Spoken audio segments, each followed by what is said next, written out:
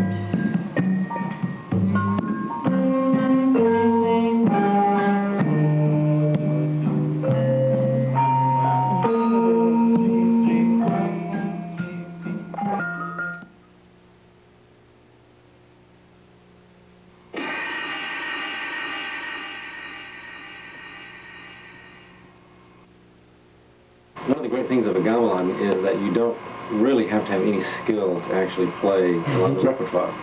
So you can take people who have no musical background whatsoever and put them on certain instruments, and within 10 minutes they can be playing some of the most difficult repertoire, because each instrument in the ensemble has varying levels of difficulty associated with it. So that certain instruments are playing the basic melodic idea. I hate to say melodic because it's not truly a melody, but they're playing the background melody.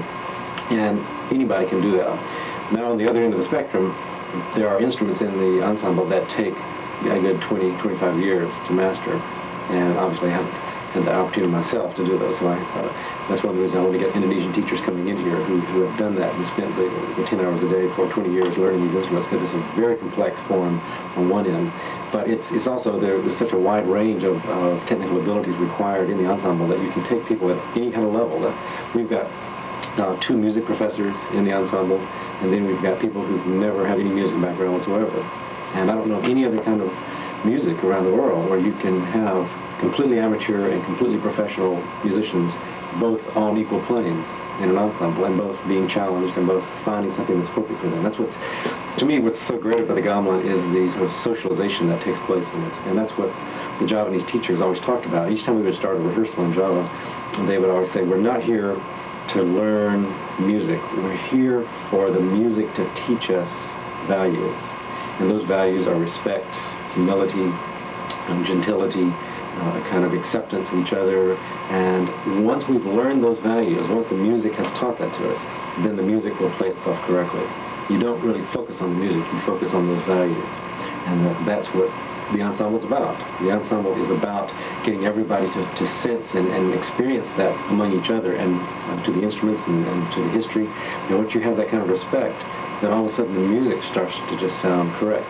Yeah, there's definitely a community spirit to the whole gamelan, because we all play together. Like, one of the points of playing gamelan is not to override anyone else, not to play louder than anyone else, or else you'll stick out.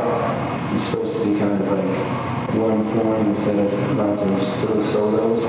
So there's definitely something about the music that forms a community type bond, because everyone has to work together to make a specific sound. Because we're not just playing music, we're learning about the culture as well.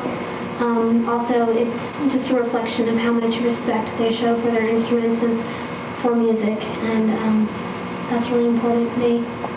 This is not just something to be done lightly, and if we're going to play their music, then we should be able to respect their culture as well, and respecting their culture includes not stepping over the instruments, whether we believe it or not. It's, just common courtesy, and it helps us to learn about other cultures, makes us more open-minded people.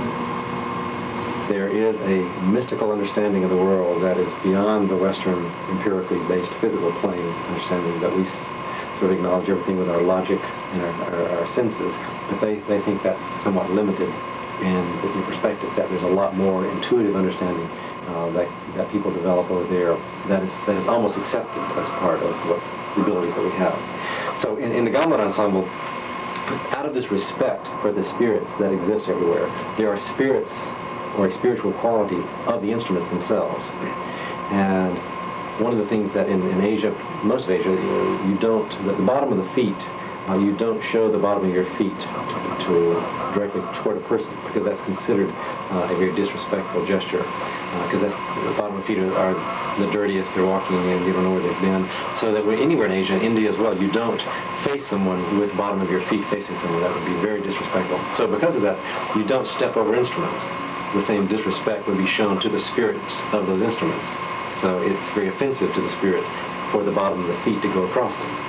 So that's why not stepping over instruments. And if you do that, and not every single time do they believe that bad things could happen, but if the spirit is offended by the fact that your disregard for them, then depending on your condition and your sort of spiritual point at that point, then there may be some kind of negative energy for us that seems to manifest. I'm not going to try to explain that because I can't. But you hear just hundreds and hundreds of stories of things happening to people because they stepped over instruments. Not so much out of ignorance, but out of a sense of disrespect for the instruments, that they just didn't care much about them. And that it's an important lesson to learn over there. And it's not just the instruments themselves, but just the respect that is taught at all levels. The gamelan itself, when the maker makes the big gong, which is the largest instrument of the set, he goes to sleep very often. And the story goes that he will always have a dream at some point after he's finished making the final gong. And in that dream, the spirit that is going to inhabit that gong will appear to him in the dream. And the spirit will introduce himself or herself to the maker. And the name that you see on gamelan ensembles around the world is the name of the spirit that is attached to that. The Emory set has one of the few female spirit gongs that we know of. And so the female designation in Javanese is Nyai. So this set is called Nyai Tintram. In Javanese, that translates as Miss Peaceful. It's the name of the Emory Gamelan. So we have to honor that spirit. And so we always talk about the Emory Gamelan Ensemble as Nyai Tintram is the name of the instruments, part of that, to show respect to the spirit. It's definitely a new dimension to the music scene. I really see it it seems like it's more part of a larger art exhibit. So we're having the exhibit on Asian society, Asian masterpieces right now. So it's as much an exhibit as it is part of an Emory music scene. We had the opportunity through the Carl's Museum to bring in Widianto, who is a Dalang, is a name of a shadow puppeteer from Java. And I worked with him in San Diego last summer before I went to Java, so I knew that he was one of the most active puppeteers in the world right now. He's really doing shows just about everywhere. I was in Boston, he'd just done one there. He was in Berkeley for a couple of years. He's pretty much everywhere. So we were real pleased to work with the museum to bring him in for the show, because it's been a great experience for the people in the ensemble. I think it's just a rare opportunity to actually get to play in a Javanese shadow puppet play. My name is Widianto. Here I'm a visiting artist to do shadow theater.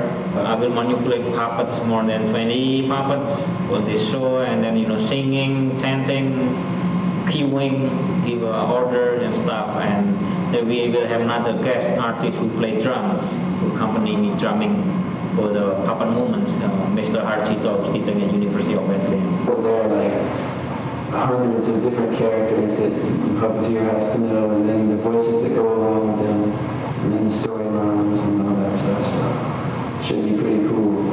Art then become lawyer.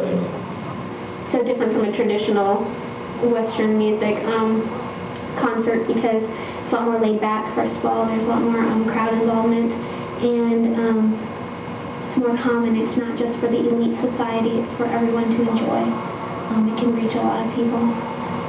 It's fun, it's relaxing.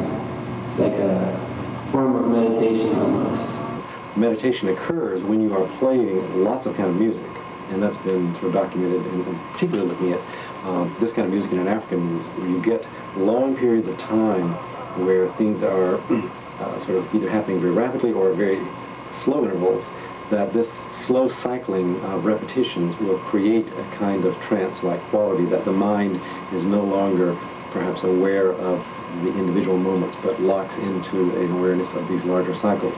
The Javanese is a very mysterious kind of sound, when it was done correctly, that makes you feel like you're just floating in a cloud.